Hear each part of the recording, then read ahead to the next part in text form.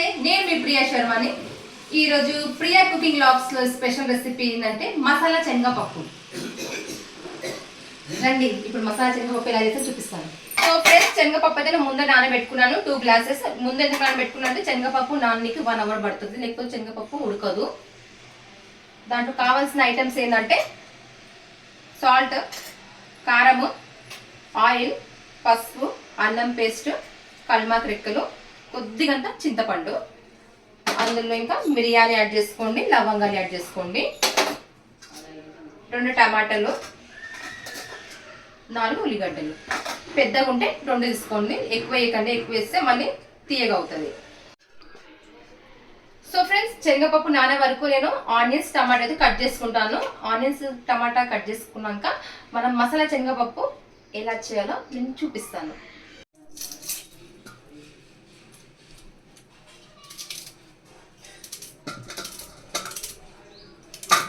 మరి అంత సన్నగా కట్ చేసుకోకండి. ఆనియన్స్ కొంచెం లావుగానే ఉండండి, ఎందుకంటే మనకి కుక్కర్లో విజిల్ అవుతుంది కదా, నాకు ప్రాబ్లం ఏం లేదు.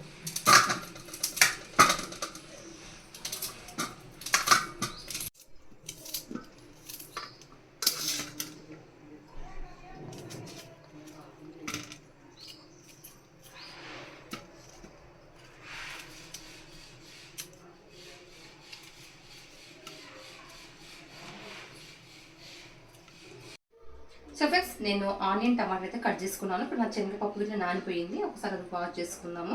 వాష్ చేసుకున్నాక మనం మసాలా శనగపప్పు ఎలా చేద్దాం చూడండి.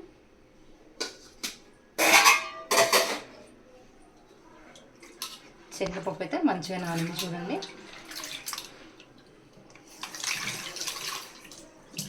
ఒక 2 టైమ్స్ నేను వాష్ చేస్తాను.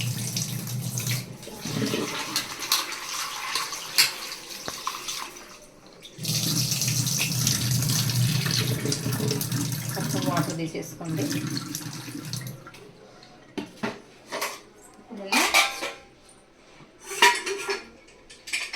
స్టవ్ వెలిగిస్తున్నాను ఫ్రెండ్స్. స్టవ్ అయితే ఆన్ చేస్తున్నాను. కుక్కర్ పెట్టుకున్నాను. కొంచెం సిమ్లో పెట్టుకోండి అన్ని వేసే వరకు.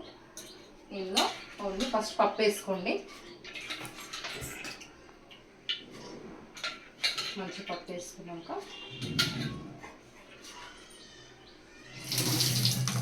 మనకు కావాల్సిన మసాలాని వేసేసుకుందాం. వీడియో స్కిప్ చేయకుండా చూడండి ఫ్రెండ్స్. సాల్ట్ అయితే రాక్ సాల్ట్ యూజ్ చేస్తాను. మీరు కూడా కంపల్సరీ రాక్ సాల్ట్ యూజ్ చేయండి, ఎందుకంటే హెల్త్ చాలా మంచిది. అది ఒక 2 స్పూన్స్ వేసుకుంటున్నాను. కారం పొడి 2 స్పూన్స్, పసుపు 1/2 స్పూన్, అల్లం పేస్ట్ 1/2 స్పూన్, కల్మాక్ రెక్కలు, మనం కట్ చేసిన ఆనియన్, టమాటా అన్నీ ఇందులో యాడ్ చేసుకోవాలి. చింతపండు వేసుకోకండి. చింతపండు నానినాక వేసుకుందాం.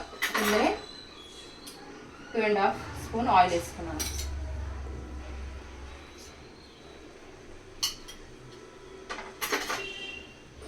సో దీన్ని మంచిగా కలుపుకుందాం. అన్నీ వేసుకున్నాను ఫ్రెండ్స్. ఇప్పుడు దీంట్లో 2 గ్లాస్ యాడ్ చేసుకుంటున్నాను వాటర్. శనగపప్పు కదా, ఉడకాలి కదా, వాటర్ ఎక్కువనే పడుతుంది.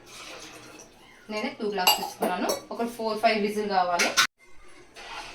శనగపప్పు అయితే ఇట్లా మంచిగా కలుపుకోండి. కలిపాక ఒక 5 విజిల్ కావాలి, ఎందుకంటే శనగపప్పు కదా ఉడకాలి. ఒక 5 విజిల్ అయినాక మనం చూద్దాం శనగపప్పు ఉడికిందో లేదో. అప్పుడు మనం చింతపండు అయితే ముందు వేసుకోవద్దు, కొంచెం నానాక పప్పు ఉడికినాక మనం చింతపండు యాడ్ చేసుకుందాం. 2 విజిల్స్ అయితే వచ్చినాయి. 3 విజిల్స్ ఇంకా రావాలి. పప్పు ఉడికిందో లేదు చూద్దాం. పప్పు ఉడకపోతే మళ్ళీ పెడతాం.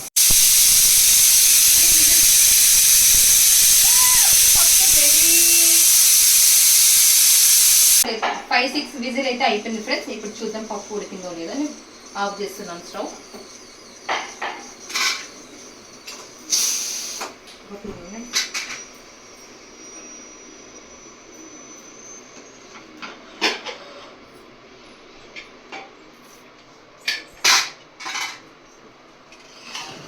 మరి అంత మెత్తగా కాకుండా మీడియంలో ఉండాలి పప్పు. చూడండి పప్పు అయితే మంచిగా ఉడికింది. మెత్తగా ఉడకొద్దు, ఇంతనే ఉండాలి మీడియంలోనే.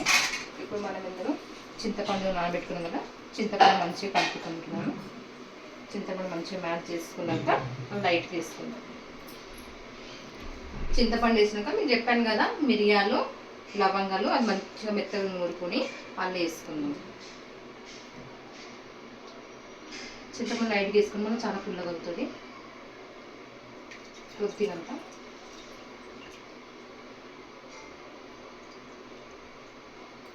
చింతపండు వేసాక మళ్ళీ మేము స్టవ్ వేస్తాం ఫ్రెండ్స్, ఎందుకంటే ఉడకాలి. ఒకసారి కలుపుకుందాం.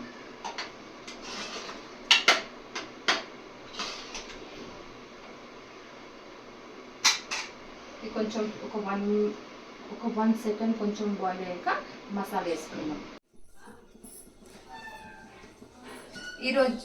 ఈరోజు వంటకం మసాలా శనగపప్పు కాబట్టి ఇందులో నేను మసాలా యాడ్ చేస్తున్నాను. చెప్పాను కదా ఇంత ముందుకు లవంగాలు మిరియాలని, అది హెల్త్కి చాలా మంచిది, ఎందుకు అలా యాడ్ చేస్తున్నాను. ఎందుకు దాని పేరు మసాలా శనగపప్పు. మన మసాలా శనగపప్పు అయితే రెడీ అయ్యింది. చూడండి ఫ్రెండ్స్, ఇలా అవుతుంది, ఈ కలర్లో వస్తుంది చూడండి. మసాలా శనగపప్పు రెడీ. ఇప్పుడు నేను దీన్ని టేస్ట్ చేసి చూపిస్తాను మీకు.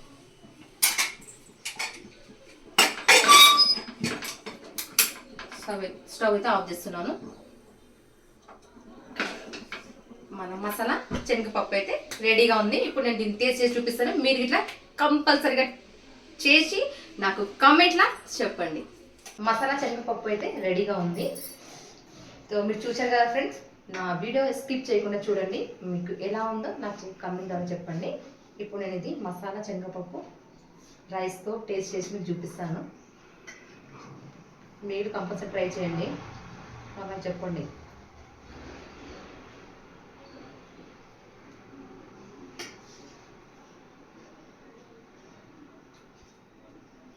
చాలా బాగుంది,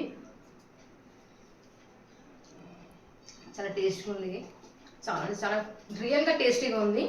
మీరు కంపల్సరీ చేయండి, నాకు చెప్పండి. సో ఫ్రెండ్స్, మా వీడియో అయితే స్కిప్ చేయకుండా కంపల్సరీ చూడండి. ప్రియ కుకింగ్ బ్లాగ్స్ని సబ్స్క్రైబ్, లైక్, కామెంట్.